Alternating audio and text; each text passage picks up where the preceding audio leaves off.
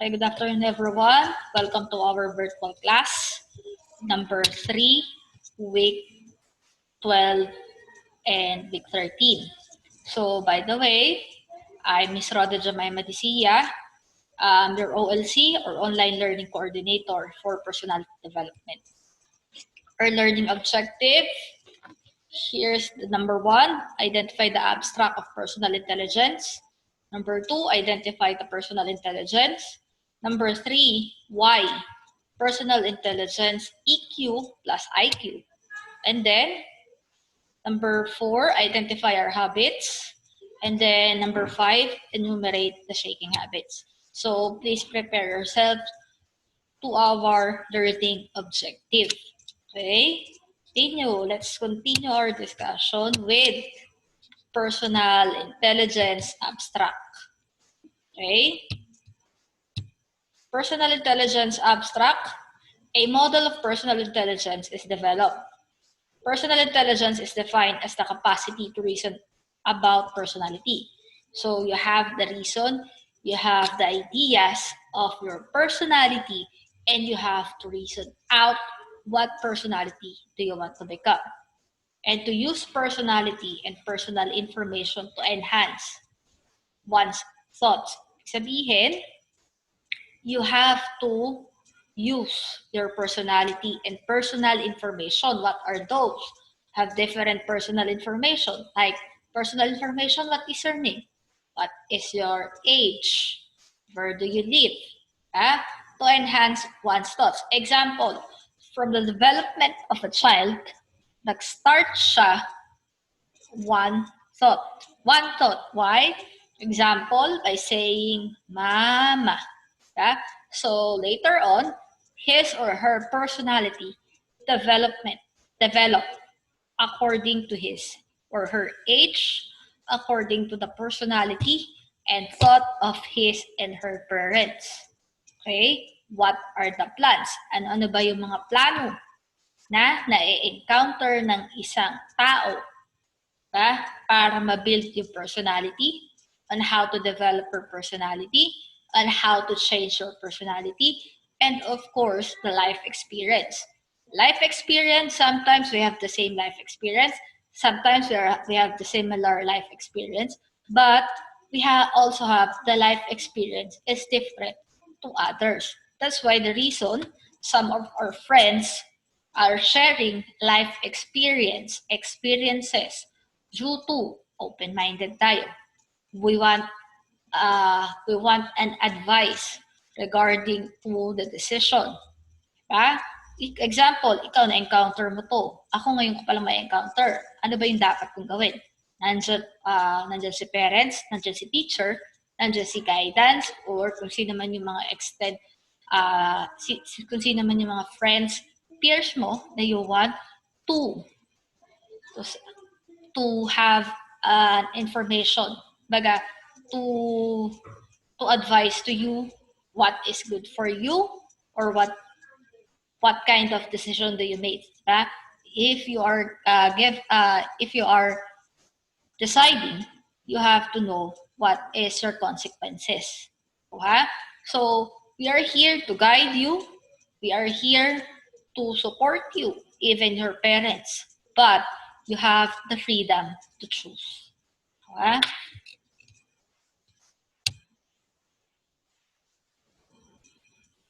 Okay, next.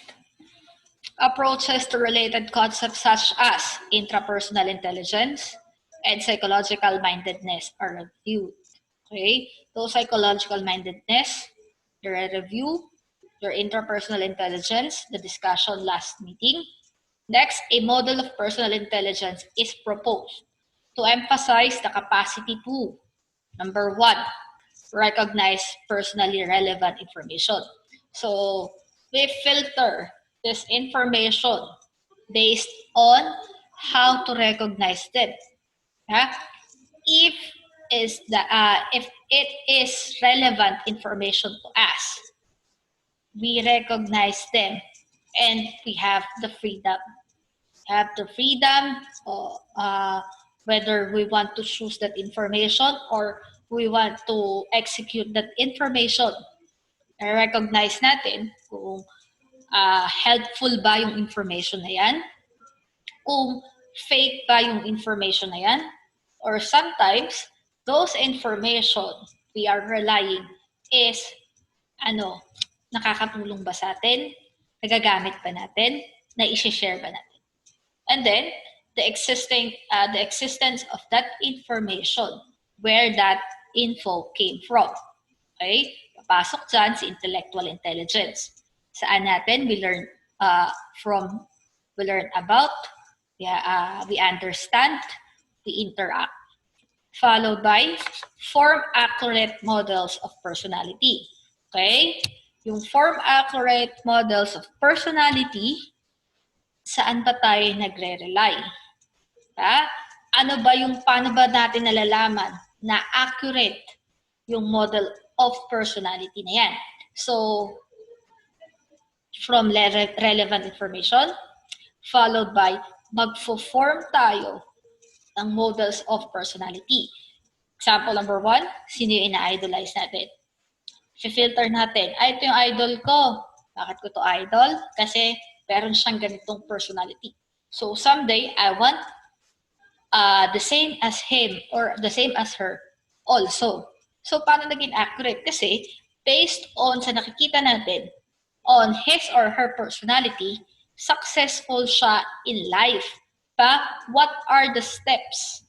What are the stages? What are the procedures to become successful? So as of now, you have to identify the step-by-step through modeling. Paano modeling? Model number 1, model number 2. Example, meron kayong different steps on how to build and to develop your personality. Diba? So, step-by-step basis tayo. Then, number 3, letter C, guide one's choice by using personality information. So, guide, sino-sino yung mga nag-guide sa inyo? First thing, your parents, your family, your extended family. Sino pa? Your friends. Sino pa? Siyempre, si teacher, nandiyan dyan. Yung guidance, nandiyan dyan. And then, kung sino-sino yung mga nag-guide sa inyo to become a better personality, to have a better personality. Diba? Example, sino ba yung teacher or sino ba yung magulang na gustong maparewara yung anak nila? The reason kung bakit kayo pinapagalitan sometimes, that is part of their guide. Why? The preparedness. Pinaprepare kayo na someday, yung mga sinasabi nila, nagsisink in sa inyo, nare-realize nyo, and then, it's up to you. You have the freedom if you want to accept that kind of information. Sila yung nag-guide sa inyo. Sino ba yung gusto na teacher? Ako, teacher, gusto ko maparawara yung estudyante ko. Siyempre, hindi. As an educator, we want a better future for my students, for all of my students to become successful someday. The reason why we are here, the reason why we guide you, support you, sometimes we help you. Walang gustong maging, maparewara yung buhay ng isang tao. Even your family. The reason why we are part of your lives, to guide you kung ano ba yung mga dapat namin i-guide sa inyo. Kami, as guidance, as nag-guide sa inyo sa classroom, we want to share our experiences to you. We want you to realize something. What is your future? What do you want to become? And also to build and develop your personality as well. By teaching you moral values. From the start, meron kayong GMRC, meron kayong mga different religious subject. So, it's not all about personality, pero, syempre, magsisync din sa inyo yung mga religious. Kumbaga yung mga aral, yung mga moral values came from different person. Like, attend ka ng mass. Ano yung moral values na natututunan nyo? That is serve as also your guide. So, magsisync yan sa personality nyo. Nagsisimba ba to?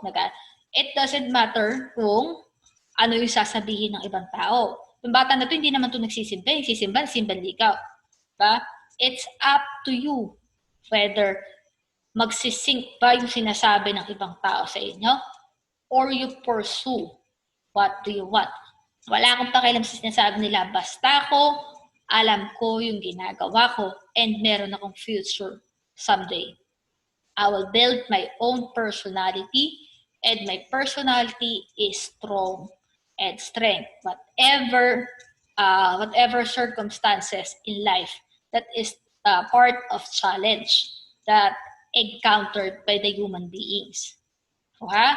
Based on life experience, on how to develop para ma-overcome ko yung problem na i-encounter ko today. Nakuha? Ngayon pa lang class, pine-prepare na kayo. Nakuha? Kung nakaka-encounter man tayo ng problem, so sa lahat ng problema, merong solusyon. Sometimes you have to pray hard, very, very hard to answer your prayers. And also, syempre, meron ding hard work sa prayers natin. Like example, sana po magkaroon na ako ng trabaho. So yung prayer mo, pinakikinggan ka ng Diyos. Pero yung gawa mo, nakaupo ka lang, computer ka lang everyday. So paano ma-answer yung prayer mo kung hindi mo ginagawa? Diba? Kung hindi ka nagpo-pursue. Nakuha na. Nakuha niyo yung point. Okay? Later ko i-discuss ang assignment. Okay? Next. Systematize one's goals, plans, and life stories. Sometimes, story of others, like example, story of Jose Rizal, life stories of Jose Rizal. Majority of the students, majority of us, idolized him due to saan? Sa katalinuhan niya, intelligence niya, ano pa? Yung mga naiambag niya sa Philippines. What else? Yung mga heroes natin, based on the life stories, sometimes, iniidolo natin sila. Ba? Kasi, yung personality na tinatak nila sa bansa natin is nagsising sa atin, which is sometimes gusto natin maging ganun din tayo someday. Ba? Step by step basis. A discussion examines the possible contributions and limitation of the personal intelligence concept. Okay, is there any question? Let's proceed to the main topic. Now, accelerating, disruptive. Now, dito tayo. Number 1, if you are not disrupting your industry, someone else is be. Question number 1. Number 2, it's time to stop resisting. People resist change because they believe in myth. Science has disapproved it. Okay, number 3. Number 1, myth number 1. Profile. Okay, my brain is fixed and immutable. Okay, findings. Brain structure is not fixed. It is a plastic moldable structure. Sabihin ng plastic moldable structure, this means we are able or we are more flexible than we think. Yes. Wag tayong mag-stop, mag-stop sa kung ano lang yung iniisip natin. Kumbaga naka-stack up lang kayo sa isa.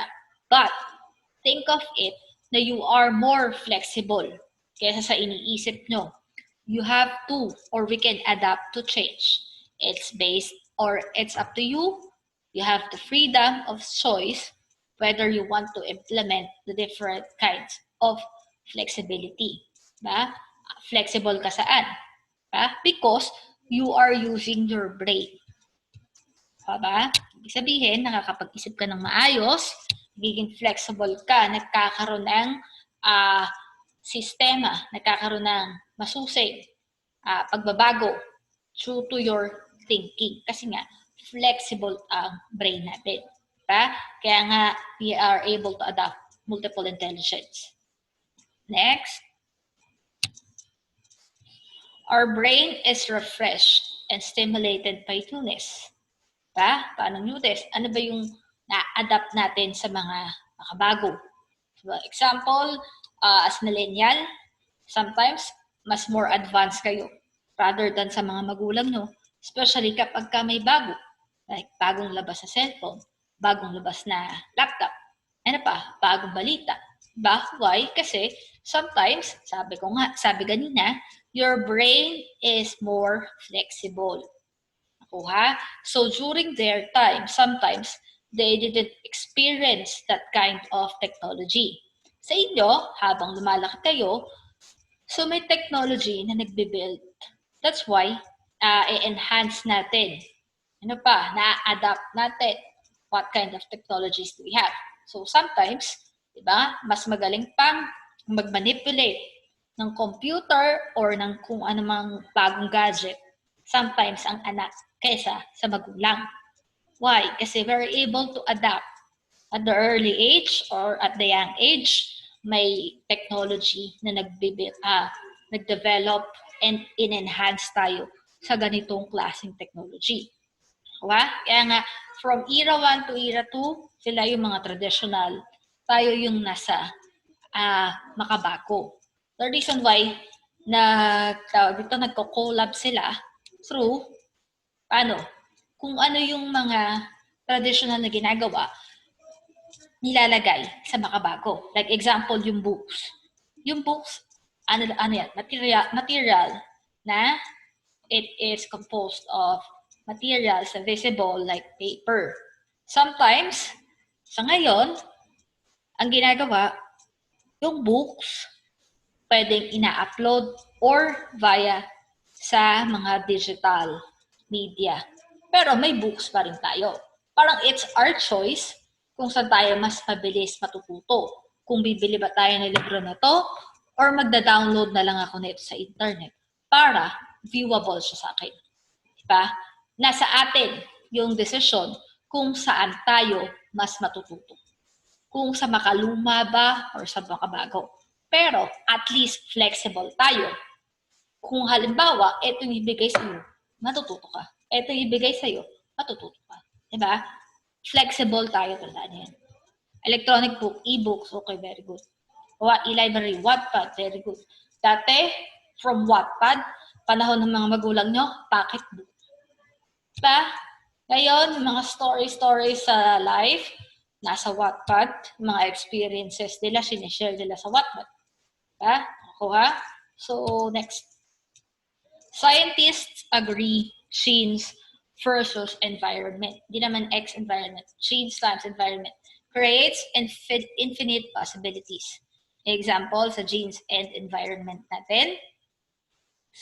Sometimes, yung environment, yung genes natin, ano yan?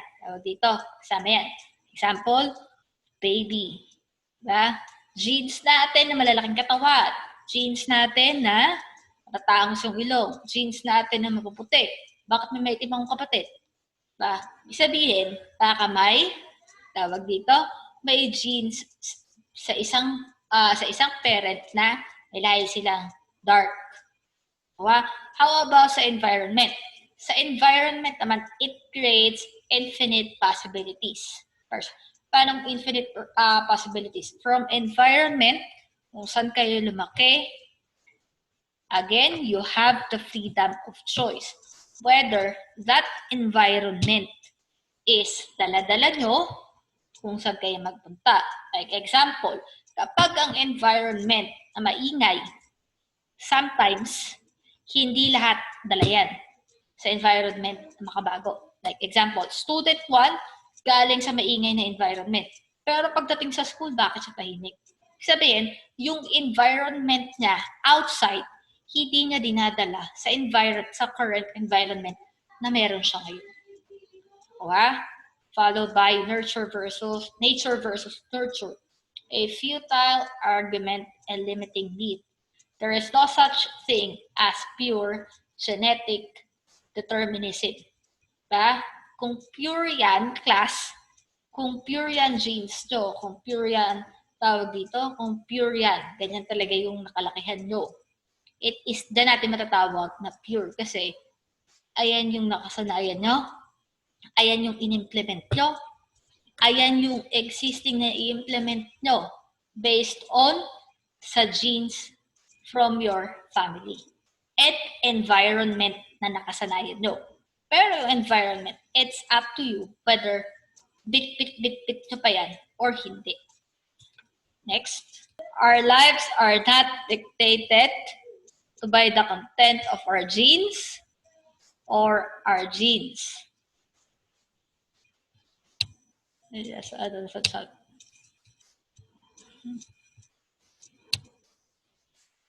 okay. Class.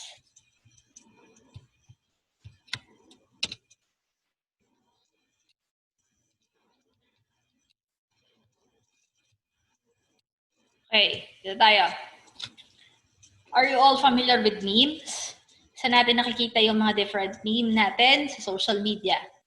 Nakikita nyo, as you can see in our illustration, yung meme, yan, nakalagay. Brat, this is your own fault. Kita nyo? I don't have time for this. Let it go. Kita nyo? Example, this is your parent. So, yung information na sinasabi sa inyo, nakikita nyo na umiiyak yung bata, ibig sabihin, masakit. Masakit yung sinasabi or nabitawan ni parent. Now, eto naman yung sa meme natin. Meme, units of social conditioning. Soft-wire the brain and we get it into the habit of behaving according to who we think we are. This we call our personality. Tandaan nyo, soft-wire the brain and we get into the habit. Now, this means is up to you whether you want to adapt it or you want to apply it. Nasa sa inyo yan kung maniniwala kayo or hindi kayo maniniwala. Pero some memes are good to some people. Why? Sometimes, na-entertain sila while reading memes. Ano pa? Sometimes, nakakakuha sila ng ideas while reading memes. Pero, again, not all memes are true. Very good. Mahirap talagang tumanggap ng masakit na salita. Madadala mo yan from pagkabata ka habang lumalaki ka. That's why, be careful sa mga words na lumalabas sa bibig nyo. Especially kapag may mga kapatid kayo na maliliit. Kung galit na galit kayo, alam ng kapatid nyo na galit kayo sa tono ng boses nyo. Pero, just filter the information. Bakit bata pa lang nagmumura na yung bata? Kasi, sometimes, sa environment mo, approach ng magulang, Siyempre, habang lumalaki, ganun din yung magiging approach ng bata. Again, yung sinabi natin kanina, sa genes and sa environment. So, be careful to the words na binabato natin, especially kapag may mga younger child or children kayo sa bahay. And syempre, kayo, kapag binatuhan kayo ng masakit na salita, since palalaki na naman kayo, ano gagawin nyo? Pag masyadong magre-rebelde, masyadong damdamin, then, gawin nyo yun na strength. Paanong strength? Sinasabi sa akin ni mama, ganito ako, ganyan ako, wala kang masabo. No, that is serve as your challenge in life. Para, once na makagraduate ka na, magiging proud din siya sa'yo. So that is part of the challenges sa mga teenagers ngayon. Dapat you have to be strong para ang personality nyo at the end strong din. Kahit anong dumaan na circumstances na nahaharap nyo. Ba? That's why, as your teacher and as your guidance, we are here to build your person, to enable, to guide you. We're here to guide you and educate you. And syempre, we are giving some advices. para yung personality natin, unti-unti yung nabibuild, nabivisualize nyo. And for the future, for your better future, and for your family's future. Nakuha ba? So, next. Not all memes are true. This is true. Diba? Neither are they necessarily useful. Some of the memes are useful to us because some of them are entertaining, or we do not need to believe every thought meme. Okay? It's up to you nga kung maniniwala kayo sa meme na yun. Not all memes are true, but some memes are useful. That is the logic that meanders through your brain. Diba? Example, yung meme na yan, it's all about life. Lessons in life. So, nagkaroon siya ng meme na lessons in life. It's up to you. Diba? Some of them are guide, some of them are not true, or some of the memes are more on kalokohan, or that is not useful to us. Bakit yung ibang meme kasi, class, sa totoo lang, especially sa social media, nakakatapak na ng pagkatao ng iba. Yun dapat ang hindi niya tinutularan. As values, as moral, tawag dito, dapat sa meme natin, moral values ang tawag dito, ang nagsisync sa atin. Pa? Kasi kapag ang tendency ng mga meme na yan, gagawin ng mga bata, example, yung nasa meme, nambubuli ng iba. Is it proper na mambuli ng iba? Hindi, di ba? So kayo, you have the moral choices. You have the choice. Alam niyo yung tama, tsaka yung mali. Meron yung iba, nakakatapak na, may meme na ng pagkatao ng iba, tawa pa rin ng tawa. Kaya, nakakuha nyo? Nakuha? Kaya nga, not all memes are true, not all memes are useful. Very good. Pa, sometimes meme nagiging way yan sa cyberbullying. Nakuha? Eh, hindi na kayo nakikita-kita, kaya sometimes sa cyber na lang ang bullying. Pero avoid it. So, pagka nag-cyberbully kayo, you commit a crime. Ibig sabihin, my question is, ganyan personality ba ang gusto ng mga bata ngayon? Siyempre hindi. Diba? You have your future. We want you to become successful. We don't want to see you nasa kulungan. Sino ba may gusto ng magulang nyo? Gusto kayo nasa kulungan? Siyempre hindi. Diba? That's why you have to filter the information which is useful or not. If sa tingin nyong hindi tama yung ginagawa or yung nakikita nyo sa mga different social media, leave it alone. Huwag na kayo nakikisali. Diba? Huwag na yung tawag dito, yung nagko-comment pa, yung binubuli na, sumama pa kayo, binuli nyo pa rin. So, avoid it. Daan nyo ha, memes are not true, and decide whether it is right or wrong. Some moral values. Next. Okay, here's the different colors with different meaning. So, black, glamorous, brown, serious, envious, moody, intellectual, spiritual, lovely. So, it's up to us. Sometimes psychologists define the different colors of life. The different colors na yung example, nag-drawing kayo. Baga, sinate nyo, eto. Psychologist, ay siguro ganito ka. Diba? Kasi, sometimes your personality depends on what you are doing. Pagka na-elaborate, nagkakaroon ng meaning, the wish is, tawag dito, kung ano yung personality mo. Siyempre, psychologist yun. Sometimes, psychiatrist pa, na-identify nila kung simple personality of the person. Based on paano yung pagkakastroke ng sulat mo, based on sa choices of colors mo. Okay? Okay, mood. Tayo. Mood, the emotional habit we're in. Okay? Emotion. Emotion, the life-giving system that runs the traffic between our brain and body.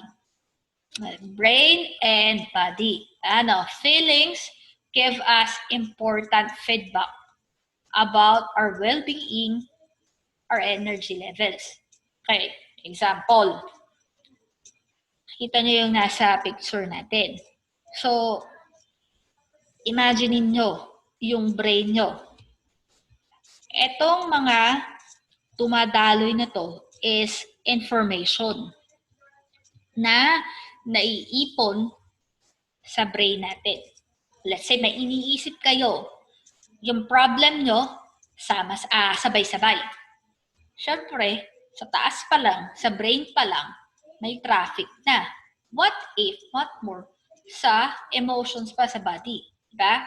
Example, those traffic ng information sa brain natin affected yung body natin. Why?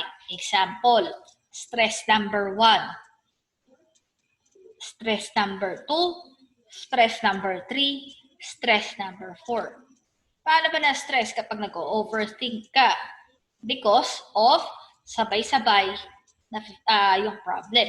So, pinifilter natin kung ano ba yung dapat na unahin natin isolve. The reason why sometimes humihina yung katawan natin kasi sa dinami-dami ng iniisip natin, sa dinami-dami ng problem, ba? Affected yung body natin. Affected yung emotions natin. Nakuha? Nakuha ba? So, paano nakaka-affect? Kasi nga, yung information, patong-patong, traffic na sa isip mo. Affected yung katawan. Paano nagiging affect? Example, mag-exam kayo. Kapag nag-e-exam kayo, nauubusan kayo ng lakas, di ba? Na-stress kayo sa mga sinasagot nyo. Tama ba ito sagot ko? Ano yung lakas, di ba? Sometimes nanghihina kayo. Kapag tapos ng exam, uwi ka agad, nantok na ako, natutunan kapagod yung exam. Pa, ibig sabihin, there's traffic in your brain which is affected yung body ninyo. What if kung nag-asawa kayo or yung sa future nyo? Sa ngayon, nakaka-encounter kayo ng problem. So, syempre, bilang tao, you have to solve your problem according to priority. Tama ba? So, sino ang isa-solve ko? Sino ang pinaka-priority ko sa kanila? Ayun yung isa-solve ko. Sometimes, kung sino yung pinaka-madali, ayun yung isa-solve ko. It depends on you. You have the freedom of choice. You have the freedom kung sino yung uunahin mo sa kanila para ma-overcome si problem. Sometimes yung iba, pinababayaan. That's why, minsan, lumalaki. Kasi nga, hindi pa tapos yung problema, gumawa ka na naman ng panibagong problema. Magkakanda traffic na talaga dyan sa brain mo. Kasi, you are not able to solve your problem. Pinatungan mo pa lalo. Kumbaga, masakit na yung katawan mo, lalo mo pang pinasakit. Nakuha? Nakuha ba? Is there any question? Sometimes we depend our decision based on what we feel. Very good. True. Nakuha? Sometimes sa emotions tayo kumukuha ng lakas or sa emotions tayo nagkakaroon ng kasagutan sa tanong. That's why connected silang dalawa. Diba? Sometimes we decide it based on sa tibok ng puso natin, kung ano decisions yung gusto natin. Pero, finifilter natin isa-isa. Ako ha? Stormy moods. Tuwing kailan ba na tawag dito? Stormy moods are warning lights. Emotions tells what is threatening your happiness. Okay, question. Sa mga teenagers natin dyan, tuwing kailan kayo nakaka-encounter ng stormy moods? Tuwing kailan? Ano-ano yung mga nagtutreat sa kasiyahan nyo? Si mama, si papa, epal. Diba? Sometimes. Why? Why? Bakit sila nagiging sometimes hadlang sa mga decisions natin? Diyan pumapasok ang stormy moods natin. Class, again and again, obey your parents. Do not disobey your parents because they are the one who provided your needs. Tandaan nyo. Hanggang sa pagtandaan mo, hanggang sa magkaroon kayo ng trabaho, parents nyo yan. Provide nila yung needs nyo from the start, from the beginning of your life. Diba? So, okay. Hindi sila mawawala sa tabi, ma'am. Okay. Again and again, tuwing kailan kayo nagkakaroon ng stormy moods and warning light? Tuwing kailan nyo na-encounter yung mga ganito? Mga ganitong stormy moods na to. Tuwing kailan? So, I need a volunteer. I need a volunteer. Stormy moods or pag-alis ng bahay. Pag-alis sa class stormy moods Ba't pag-aalis ng bahay? Pag nag-aaral po. Is emotion tell what is threatening your happiness? Ano ba yung nakaka-threat sa happiness nyo? After making bad decisions, para naka-receive ng bad. Okay. Number 1.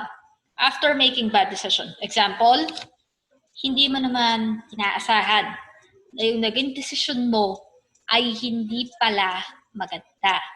Like, nag-decide ako pero hindi ako sumaya. Lalo lang ako lumungkot.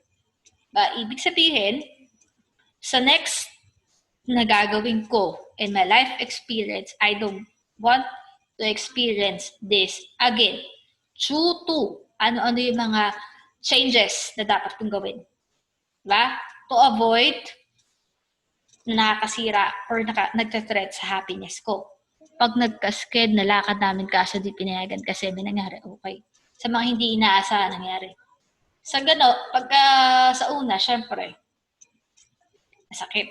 Pero kapag naintindihan mo yung sitwasyon habang tumatagal or on that day na yon, lalo na kapag boyfriend or girlfriend mo, example, may lakad kayo, may date kayo, hindi siya pinayagan due to, sabihin, bawal lumabas yung mga bata. Siyempre, you have to understand the situation.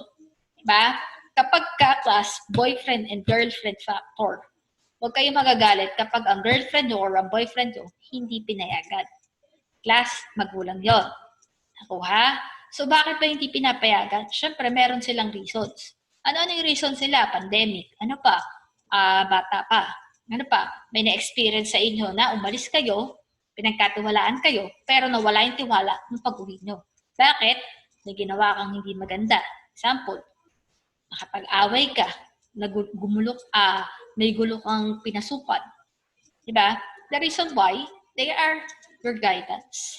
Baga, pinag-iingat lang kayo for the next time.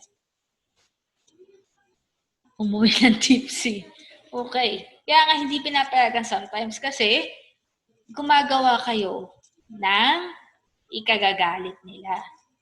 Diba? So, if meron kayong mga activities like that, sabihin nyo sa kanila yung totoo. Hindi nagugulat na sila, gumugulong ka na pala sa daanan, due to sa mga ginawa mo. Ang paalam nyo, practice, gagawa ng assignment. Pag uwi mo, gumugulong ka na sa bahay mo. So what happened? Nakuha? You have to tell your parents the truth. I-accept kayo niyan, unti-untiin nyo lang. Nakuha? Sometimes, gusto ko ng ganito, pero hindi ko magawa dahil ayaw ng parent ko. Masaya ko kapag ginagawa namin to ng mga kabarkada ko. Pero sometimes, nahahadlangan. That is stormy moods. Warning lights yan. Emotions tell what is threatening your happiness. Ba? Ano pa? You have different emotions or you have different emotions. When you know it's hard to reach what you want and they are not supporting me either. Stormy moods yan. Ito na, class. Ito yung sinasabi ni Shoni Novem Alusendo. Okay? When you know it's hard, ibig sabihin, mahirap. Diba? Ma-reach, pero wala pang suporta. Saan yan? Sa school ba yan or sa family? So, they are not supporting you. Okay? Ibig sabihin, hindi ka masaya kasi hindi ka nila sinusuportahan. Diba? Ayun nagtathreat ng happiness nyo. Mas magiging masaya ka kapag sinuport nila yun. So, kung walang sumusuport sa'yo, I think meron naman. Hindi lang siguro nila pinahalata. Why? Kasi syempre, at your age, sometimes sa magulang, akala ng iba, pwede na maging independent yung anak nila based on your sa personality. Diba? May magulang class tumitingin sa personality ng anak nila by simply observing. Example, itong anak ko, independent na to, kaya niya na, kahit hindi ko na siya paghanda ng almusal araw-araw, kaya niya na. Kasi hindi naman siya dumedepende sa akin eh. Independent na siya. Kaya sometimes, sa tingin nyo, hindi kayo sinusuporta magulang. Kasi, now-observe niya what kind of personality do you have.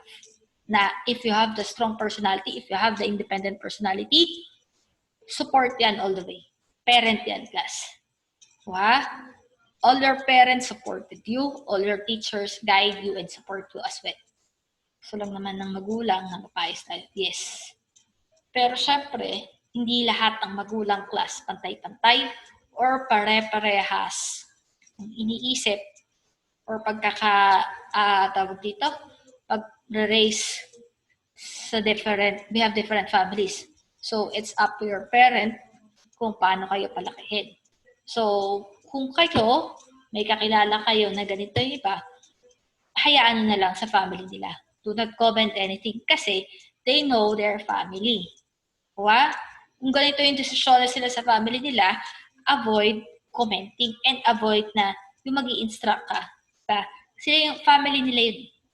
Diba? They have the freedom. Diba?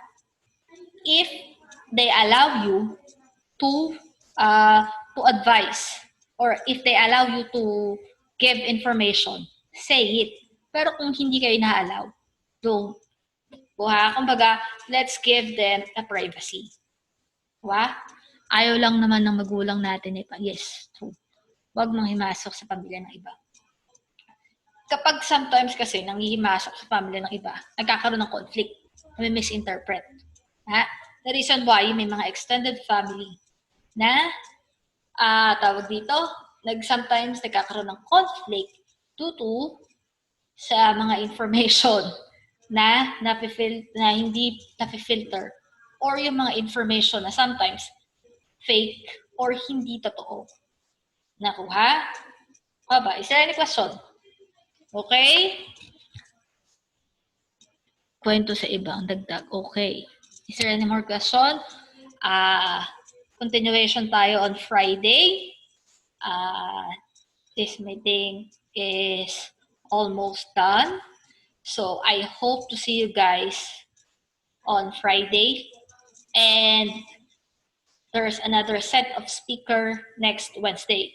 I hope yung mga umaattend sa akin, umattend din sa next speaker natin for next week. So until Friday, ako yung speaker nyo.